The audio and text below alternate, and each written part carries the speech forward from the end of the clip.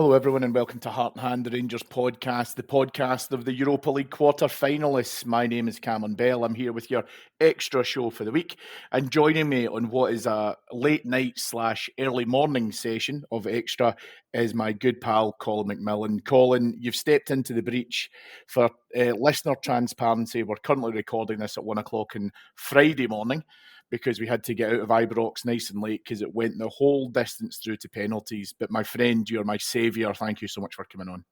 Yeah, you're absolutely welcome. It's good to be on. Just spent an hour and a half, I think, with you in the car tonight, recording and then queuing to get out, queuing up in front of Ridvan Yilmaz, blocking his exit to the stage from the stadium. So yeah, I've still not got enough of Cammy time, so delighted to be here and recording Extra and talking about another famous night in Europe, I guess. Yeah, it certainly was. It certainly was. Rangers went into Thursday night with a 3-1 lead over the tie, having had an excellent performance across in Turkey last week, Colin. And the game, I think it's fair to say, unfolded in rather a strange manner, because you walk into that tie with a degree of earned confidence, where you feel that as long as you're not too sloppy and you maintain an element of control, you don't get startled, all the usual cliches, all of that kind of thing, that you shouldn't make it too tough on yourself. Now, there is a magnificent achievement that we're going to talk about in terms of being able to progress to the quarterfinals to take on Atletico Bilbao. Hopefully our first trip to Bilbao of this season, but not our last. But the game, I think it's fair to say there was patches where Rangers looked pretty positive and productive and looked okay with the ball. There was others where we were a bit of a calamity. We're not going to review the performance in huge detail, because this pod, I really want it to be all around what that achievement means to us across the course of what's been a poor season domestically, but a fantastic season on the European front. But it's been a weird old night, I think, at Ibrox. I think it's fair to say. Yeah, it definitely has. Normally, coming onto this programme, I'd like to have watched some of the game back or all of it. Not had that luxury tonight. But yeah, the first half in particular, I felt was a strange one to watch. And maybe that was through some of my own doing as well, because like you say, I entered the game quite confident. People were asking me all day how I was feeling about it, and I kept saying, I think we did the hard work last week, so I think we'll be fine tonight and stuff like that. And then during that first half, we actually played pretty well for 44 minutes of it. And there was a few occasions during that first half where I was getting frustrated, Cammy, because I didn't feel we were pushing enough to try and get that goal. And I had to keep reminding myself that we were 2 goals ahead. And we were actually defending that 2-goal lead pretty well. Now, there was also the kind of other factor that if you did go and get that 1 goal from us, it would probably have killed it there and then. But I felt for the most part in the first half anyway, we defended that 2-goal lead pretty well. Sadly, we switched off towards the end of the first half, and we never really fully recovered from that in playing time, I don't think. Momentum kind of swung over to them. We had moments, we had opportunities, we had good occasions of keeping the ball for a little bit, but we were just lacking something in that final third. I felt there was many attacks that we had that kind of just broke down by a bad decision or one touch too many, and it just stopped like an attack becoming a chance. They came back in, they got their second goal, and again, momentum swung further in their half, and I felt if anybody was going to go on and win the game in playing time, it was probably going to be them. Extra time came and gone. I didn't particularly enjoy any of it, and then we got the penalty shootout.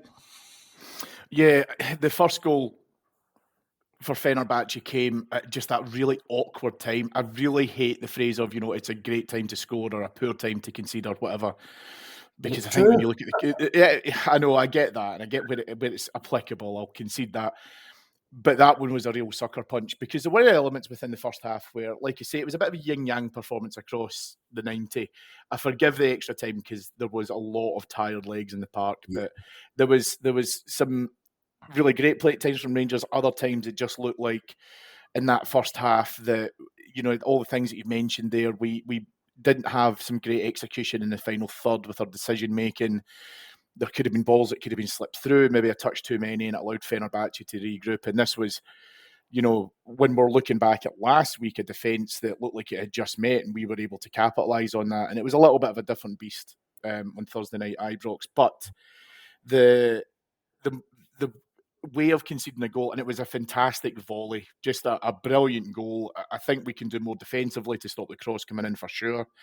But it's a great goal to be able to come in. And, in the build up to the game, Colin, I think, we had talked about how important the first goal was going to be. And that, I think, for me, changed the narrative of how I thought up until the 44th minute the second half was going to go. Because I felt if we got in at half-time, 0-0, then Fenerbahçe would have no option but have to be able to try and come out, and that could create space for us to be able to exploit. Yeah. But that goal came at just the right time. And my personal feelings towards Jose Mourinho aside, he knows how to live in this area. He knows how to be able to just say the right things to his players to be able to bring in that game management. And I'm sure at half-time he would have went in absolutely delighted to be able to get the lead for sure. But I think it would have changed the narrative of his team talk to say just you don't now need to go gung-ho.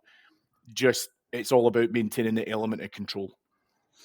Yeah, and you're dealing with one of the masters of the game with that sort of thing, isn't it? That's exactly what he's able to do. He's then able to get his players sky high, I would imagine, during half-time, Cammy.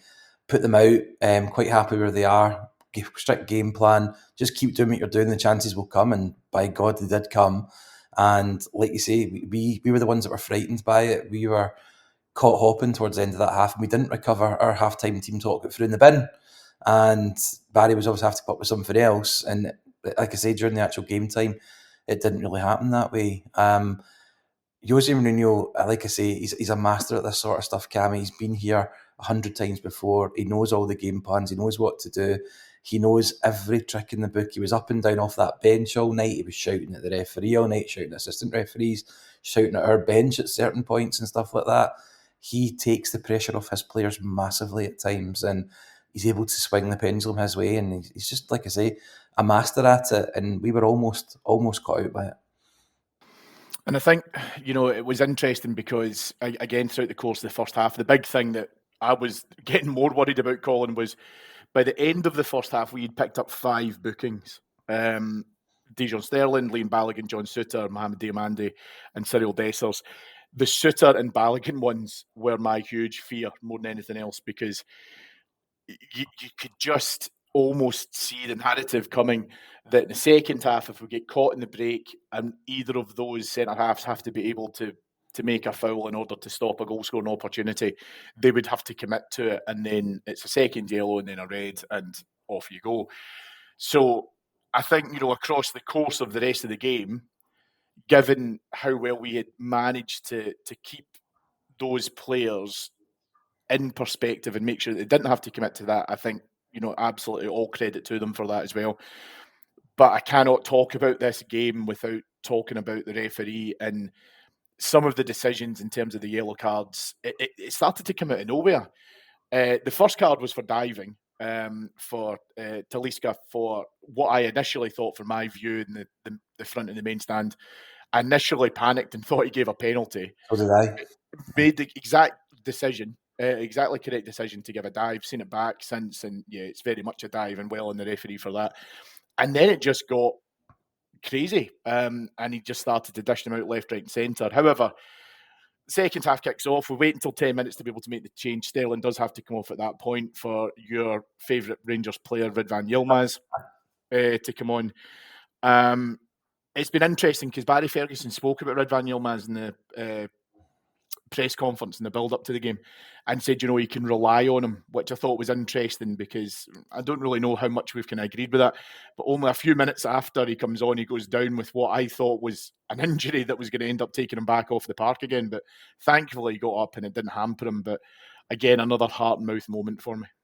Yeah, I when he first signed, I was right behind Ridvan Yilmaz. I thought he was going to be our left back for years and years and years.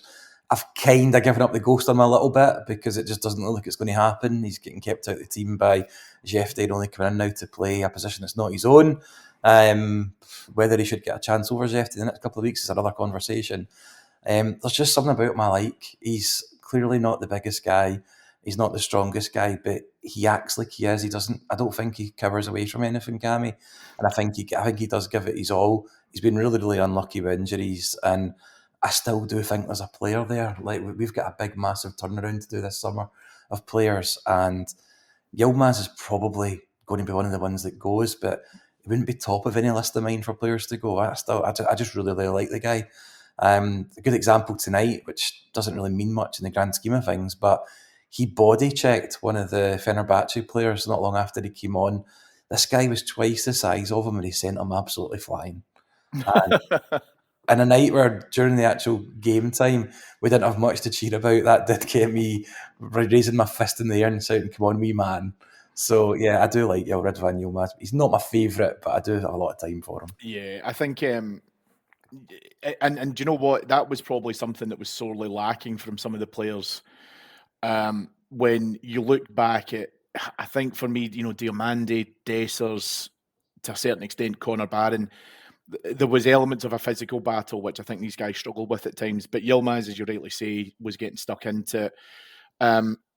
Moving on, and you mentioned him there, so it's a good segue into the second Fenerbahçe goal. Jefte is out of position. He's got room to be able to try and make up. He's unable to do so. Fenerbahçe are able to play a square ball back across into our box for Szymanski. He's able to finish.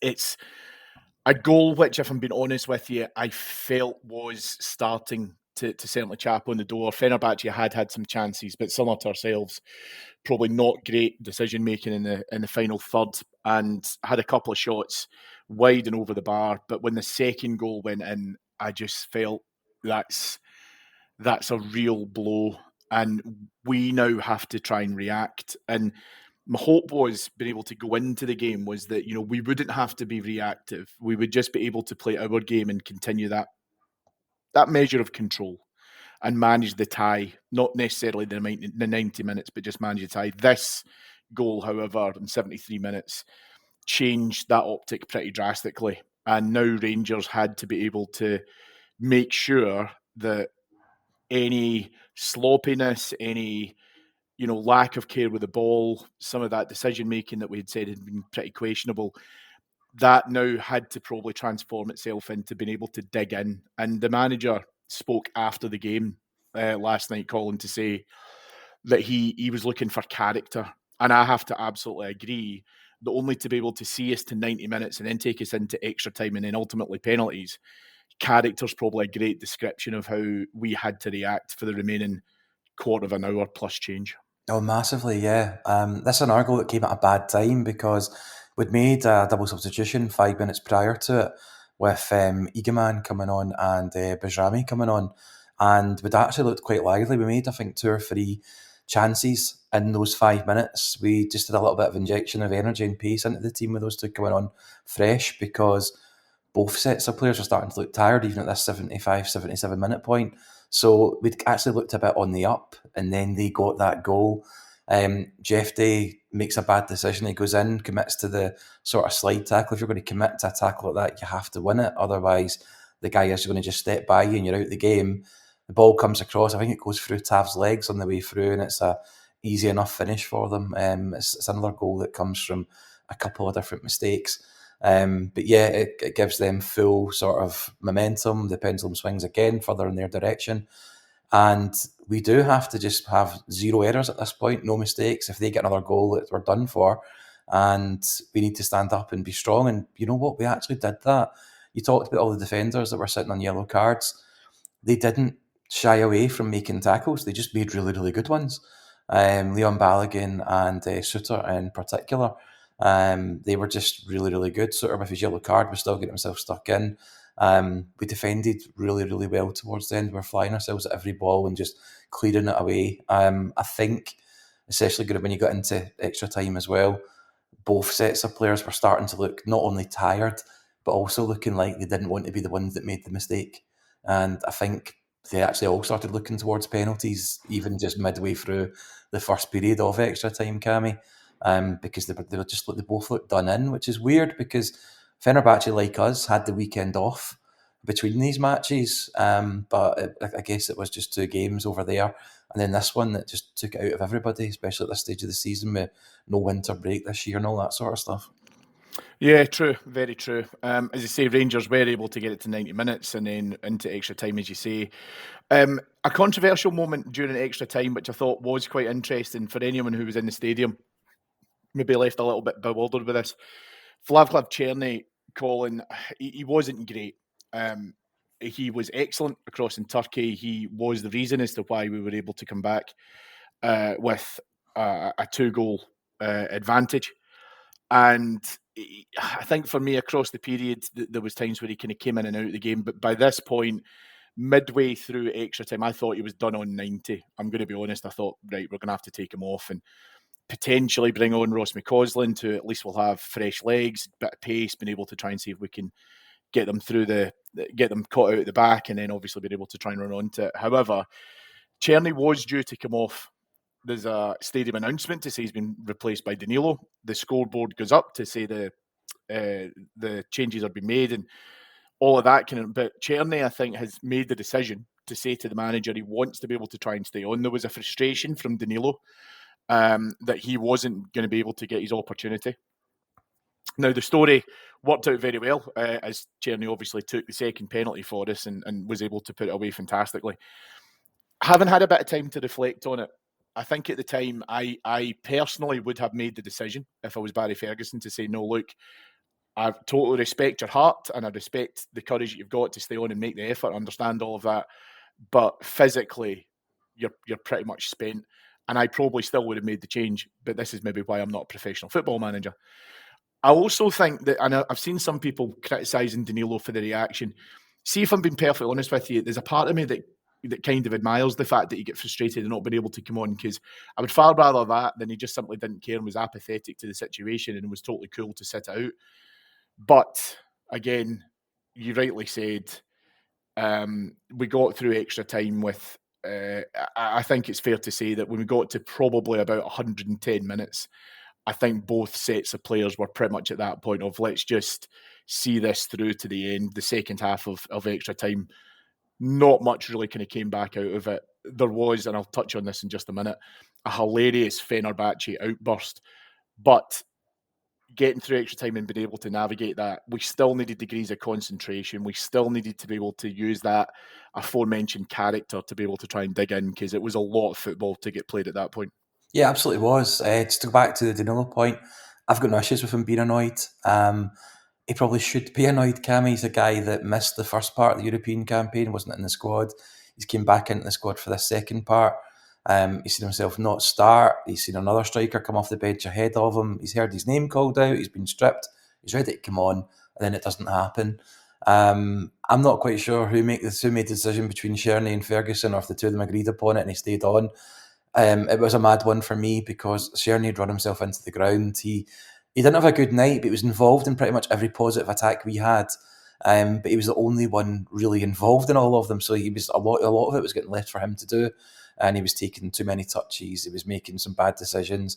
Even towards the end, he was struggling to pass the ball properly. His legs just looked like they were going. So this could have a real horrible tale if it went the other way and he had stayed on. The sub hadn't been made and then he'd missed the penalty, Cammy. It would be a horror story we'd all be talking about just now. But he did stay on. He played his part with the penalty, so fair play to him. But totally agree, totally get why Danilo would be fretted up and frustrated with that as well. But yeah, the team that were on the park for extra time, they did dig in and they had to, because even getting into the last couple of minutes, there was a fair few chances by Fenerbahçe where I think they put one wide, they'd one saved, and they'd one that he put over, which should have been a goal. It was probably one of the best chances they had, but we hung on. Jack Butland made a couple of good saves as well, which was a sign of things to come, and ended up being quite a brave extra time performance where it did look, like we say, that they wanted to get to penalties, but they put a shift in to make it happen. Yeah, they certainly did. They certainly did. And then we managed to get to penalties, and I think it's fair to say that although Ibrox was still full at this point, and I do want to take this opportunity as well, Colin, to give a shout out to a very loud and raucous Ibrox tonight. It was Very much a case of we just wanted to be able to support the team as best we can. There were a degree of nerves. The first goal, I think, gave us a little bit of a setback, but the crowd stood by them. And when you're still in the stadium at 10:30 on a Thursday night, and when I say you're still in it, I mean Ibrox was still full. Almost every single seat I could see was taken.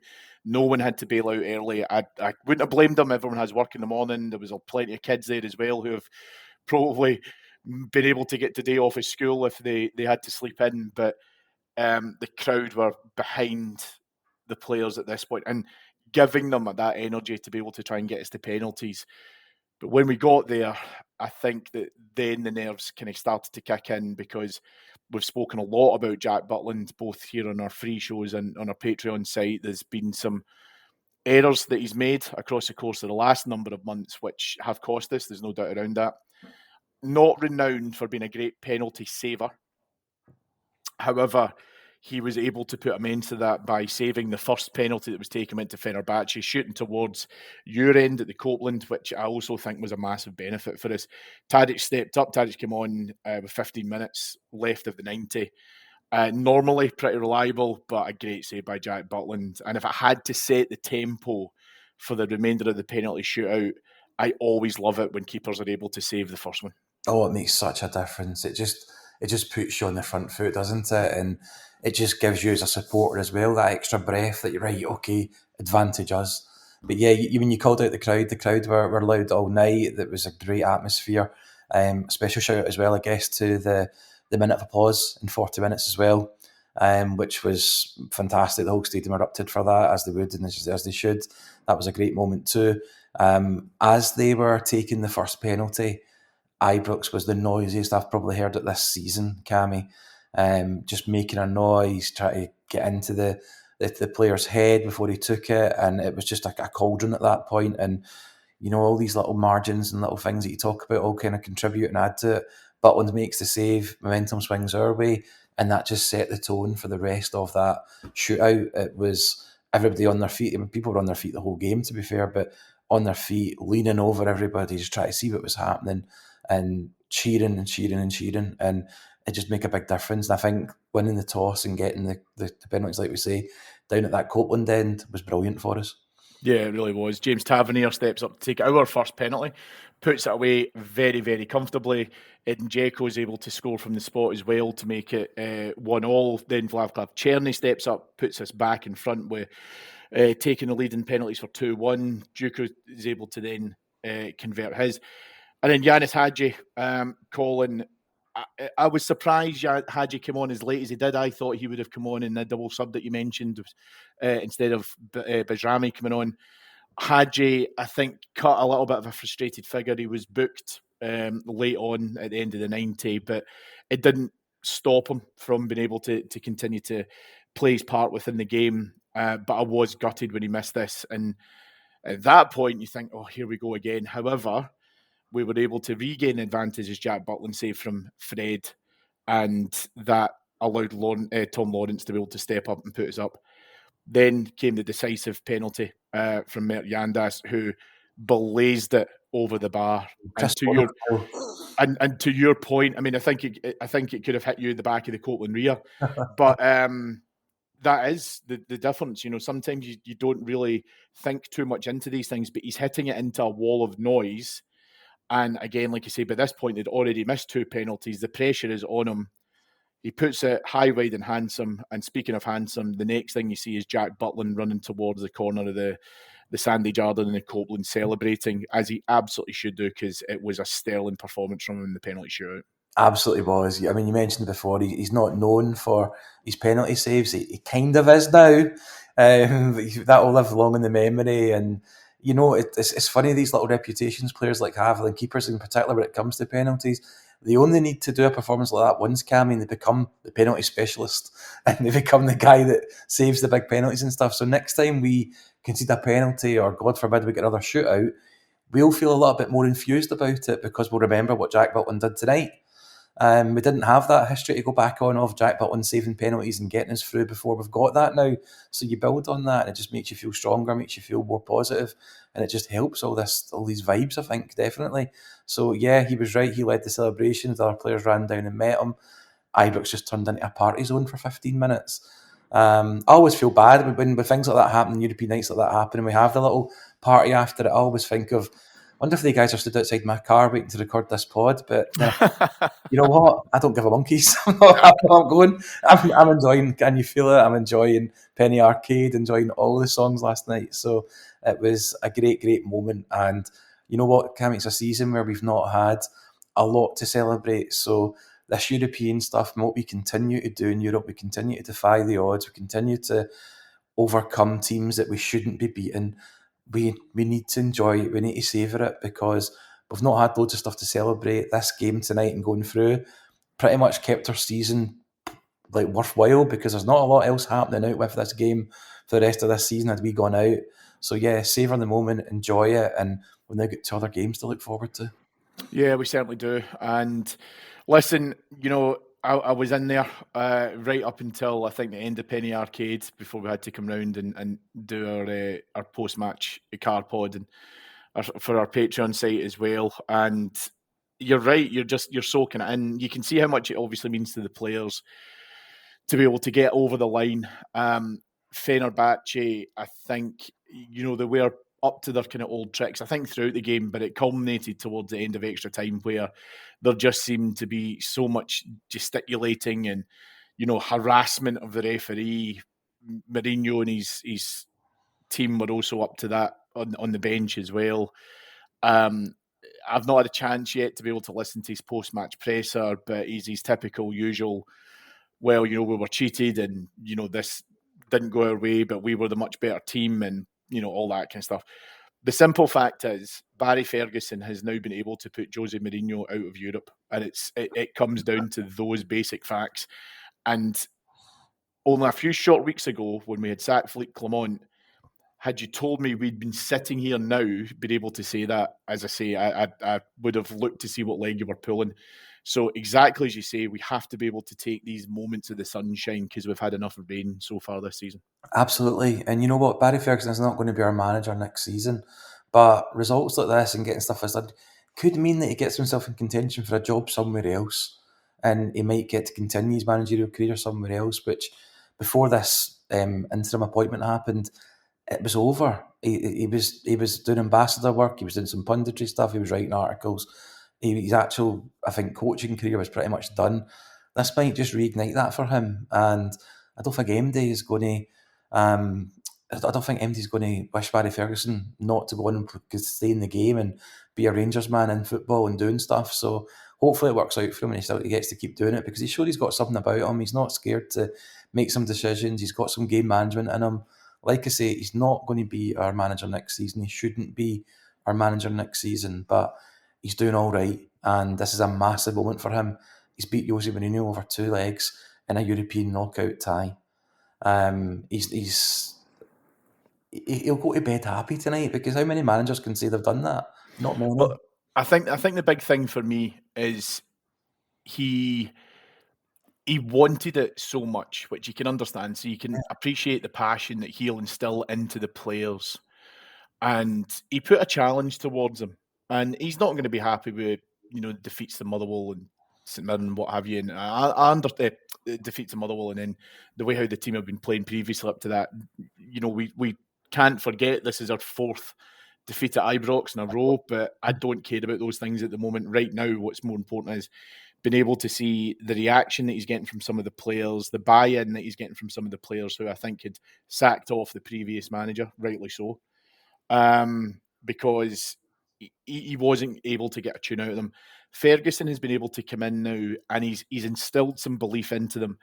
I understand that that's not going to do anything domestically for us, but where Europe is concerned, he's been able to instill in them, you don't need to worry about the opposition. You don't need to worry about the manager because you are capable of producing results. Now, it can be flash and, with plenty of flair like it was across in Turkey and very well deserved because of how well they played. It can be tough and gritty. And that's, I think, what we saw at Ibrox on Thursday night was, again, being able to just roll up your sleeves, not play anywhere near your best, because we're not going to, shine over a performance which I think plenty of us felt at the time, had gaps. But this is what you can reach. This is where you can get to now. And with looking at the tie against Atletico Bilbao, we are at home first. Colin, keen to get your thoughts on that in a minute in terms of how you think that could impact the tie. But you've got to be able to overcome these barriers if you want to go as far as you possibly can.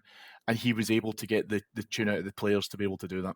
Yeah, no, he absolutely was. And it's sometimes it's understated and it maybe doesn't get the kudos that it probably deserves. But passion can go a long way with a group of players that are down, Cammy, and are short of confidence and haven't been performing and maybe haven't been bought into the old manager or the old manager's style. I think when Barry Ferguson comes in, we were all captivated straight away after the first 7-minute interview that went out on Rangers TV. I joked at the time that he was saying Rangers fan bingo when he was talking, because he just kept saying phrases and words that made me go, yes, Barry, yes. And then his first post-match, I was lucky enough to go to the training ground and there for his pre-match press conference and just hear from him, and you hear his passion, you hear how much he cares about the club. We're in a position where we're able to bring a guy in who had been at every home game this season, so he knew exactly what he was coming into. He's able to look those players in the eyes, and he's able to say, well, this is what I won, this is what I did, this is what I did when I was captain, this is what I need you to do. And I've heard guys like Ridvan Yilmaz talk about the passion. He said our new coach has lots of passion, he's been here and done it all. And I'm sure the other players have kind of bought into that as well. It's amazing what difference a different face alone can make when the players are in such a place with one manager that it's just not working and they seem to have checked out on him. He's come in, he's used that charisma, he's used that passion, used that energy, and it seems to be working. It's not been perfect. There's still not been great results in the 4 matches he's had so far, but he's got us for a European tie that we've got no right to do, a European tie against Fenerbahçe, who were unbeaten this calendar year, in Turkey, who were sitting second in the league. I think they were unbeaten in 18 games or something like that. They had never lost a home knockout tie in their own stadium before. He went over and beat them 3-1. So Barry Ferguson's done great. He's lifted the team. He's lifted the fans, because by God, did we all need a break? We all needed something new and fresh. But I think we'd all pretty much checked out on the manager as well. So yeah, he's come in, he's made a big massive difference, and he'll lead us now over to Spain. We've obviously got Celtic at the weekend, then we've got a break for a fortnight, Dundee away, then Hibs and Aberdeen with the home match in between the Hibs and the Aberdeen games. Whether it's good to be home first or not, Cammy, is a really, really difficult question with us at the minute. Because usually you'd like to be having the home game second and having it all in your own hands in your own stadium. But when our away form in Europe is slightly better at the moment than our home form is, maybe it's not a bad thing to go to Spain and empty the tank again in Spain if we have to try and get the result. If we can keep it spare at Ibrox, maybe just not lose at Ibrox, I think it puts us in a good position to go away. We know where we are with the league. We've got an opportunity, I think, here where we can throw everything at this European campaign. I don't think we're going to get pipped to second in the league by anybody. So I think we can give this our full attention. If we need to rest players, Cammy, to get them ready and fit and top performance out for these European games, I think we have to and can do that domestically now because of how things are. And who knows what will happen. Yeah, absolutely. Yeah, I think it's a very interesting dynamic now that we will be at home first. And listen, I think we know that we're definitely going to have a full Ibrox on the 10th of April. Bilbao are a strong team. They've got added incentive because of where the final is this year, so they will definitely be at their best, and Rangers will have to be in order to make sure that, as you say, if we when we have the return leg a week later across to Spain, that we are very much within the tie, been able to go over there with a couple of goals advantage. Then listen, I will take that right now, but that will that will come about in due course as well. But listen, as I say, a fantastic result of being able to beat Fenerbahçe and go in the distance in penalties and the manner in which we won. Colin, as you mentioned there, we have a trip to Mordor at the weekend as we go into the penultimate Old Firm game of the season. This one's an interesting one, and one that I'm very sure that, as you said, Barry Ferguson will be sleeping soundly on Thursday night. But I think there's part of him that will be very much looking forward to this game. We know the recent headlines mean that we will have an away contingent in Parkhead on Sunday. I've been kidding myself on probably up to this late point in the week. It's a dead rubber, as you rightly have said. Unfortunately, the league is out of our hands now. But I'm fairly sure come Saturday night, I'll be doing the usual, let's go down a wee YouTube rabbit hole of checking all the previous Old Firm games and victories and some of those famous games that we all have etched in our heads. The main thing for me is if we could go and spoil their party for a wee bit, I'd love nothing more. And for Barry Ferguson to be able to get a result at Parkhead would mean the absolute world to him as Rangers manager. So, given what he's been able to achieve in the Europa League, my hope is that he continues that success on to Sunday. It's not going to change the picture. I think we're all old enough and smart enough to understand that. But beating them at that place always feels good. Well, it absolutely does, yeah. We had two big games this week, and the bigger of them was the one last night, and we've came through that. We've got this other big game now on Sunday.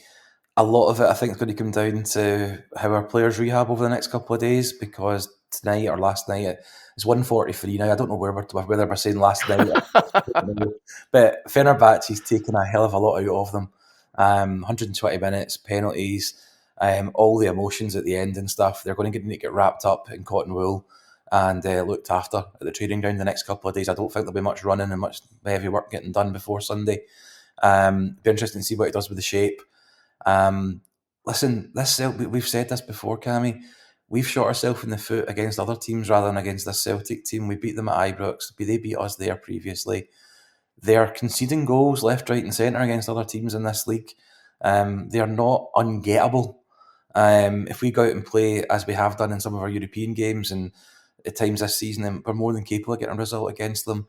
It's all just going to come down to, I think, how fit our players are and how good our recovery can be. Barry Ferguson's been very, very clever in all of his interviews. I think every press conference he's done so far, he's been asked about this upcoming Celtic game and coming up against Brendan Rodgers. He's batted every single one of them away and said, I'm only looking at this next game. I'm only looking at the next game. I'm only looking at the next game. Well, now the next game is that one. And you know what you're getting with Barry Ferguson. He will be living this for the next 4 days, waiting for this fixture to come. And it's probably a while since we've had a manager that's wanted to beat them as much as he will do. And he will do everything in his power to get these players ready. And you know what? The way this team plays, Cammy, the way this Rangers team puts us through the ringer on a regular basis, it wouldn't shock me in the slightest if we went there and got a result. And you're right, it won't change anything. The league's not suddenly going to be on. All will not be well because all is not well. But we could maybe go there on Sunday and have a right good time of it. Who knows? Yeah, and I think the interesting thing, I think, for me will be when you put to those players who have got sincere intentions of being here next season and being able to go there and being able to get a result and contribute and perform in Old Firm games and not allow the occasion to get the better of them. Because as we wind this season up, Colin, with, we're in single digits now in terms of remaining league games. Yeah. The most important thing, for me at least, is to use this as an opportunity to say to these players, when we get into the beginning of the next season, and when you're serious about a league campaign and you're serious about being able to go that extra mile, use these games, this one and the one at Ibrox, as opportunities to see how well you can adjust into them, how well that you can be able to lay a glove on them. And again, I want to beat them. I want nothing more than them to be able to beat them, especially at Parkhead. So I want the players who, again, like you say, will be part of next season to use this as this opportunity to say, right, give them something to think about give them something that, in actual fact, looks like a Rangers team that can go toe-to-toe with Celtic. And again, we know they'll have all their usual noise around it, etc., because despite the fact that they'll win the league pretty comfortably, you know, they'll always enjoy being able to beat us. By the way, also just saying that as well, I know plenty of Celtic fans who would happily swap a position with us just now in terms of our European positions. So it's very much an interesting dynamic. But all that to one side, I just want us to be able to go and make a strong account of ourselves. And now I'm actually at the stage where I want to do it for Barry Ferguson. Yeah, wow, yeah. It's, you know what, he deserves it. He's answered the call when it was needed. We were all scratching our heads, Cammy, about who was going to come in and do this job between now and the end of the season. We were not blessed with lots and lots of ideal candidates. His name was a surprise to most, but he's came in, he's given it his all, and for what he done as a player, he deserves it. Never mind what he's done for us in the last month or so. And like I said earlier, if he ever wants the manager that's going to kick every single ball, snarl at every single player, and want it more than any manager possibly could do, then Barry Ferguson is your man for that. And I would love it for him, and love it for us, and love it for everybody listening if we do that on Sunday. I think there'll be a point on Sunday morning, very early Sunday afternoon, where Barry Ferguson would love nothing more to be able to pull his boots on and be able to play in this game. But Absolutely. and I would love him to be there as well. But listen, as I say, it will take care of itself, I'm sure. But again, Rangers, if you can go and you can make a good account of yourselves, if you can get a win across there, again, it won't change the big picture. But the short term, it'd be lovely just to be able to lay a glove on them as well. Colin, we'll wrap up there. It's now stupid o'clock on Friday morning. You have done a fantastic shift, my friend. You will be absolutely shattered. Thank you so much for joining me on Extra this morning / this evening. No, thank you. You've done an equally fantastic shift today. I hope David appreciates it.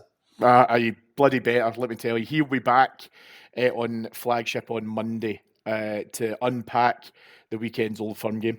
And if you can't wait until then, why not head on over to our Patreon site, which is patreon.com/heart and hand, to hear all the build-up towards the Old Firm game. And some great content on there, not only just in terms of what we've covered across the course of this week, with all varieties of football topics, some Rangers, some not so Rangers, some stuff and nonsense that we've got on there as well, including RBR, which will always give you a wee bit of a bright start into your weekend. And thank you to the executive producers, Mike Lee and Paul Myers. Until David speaks to you again on Monday, have a brilliant weekend, folks. Let's go and do it, Rangers. Come on. We've got a great success already this week. Let's make it a double. Thanks, everyone, for listening. Speak to you soon. Bye-bye.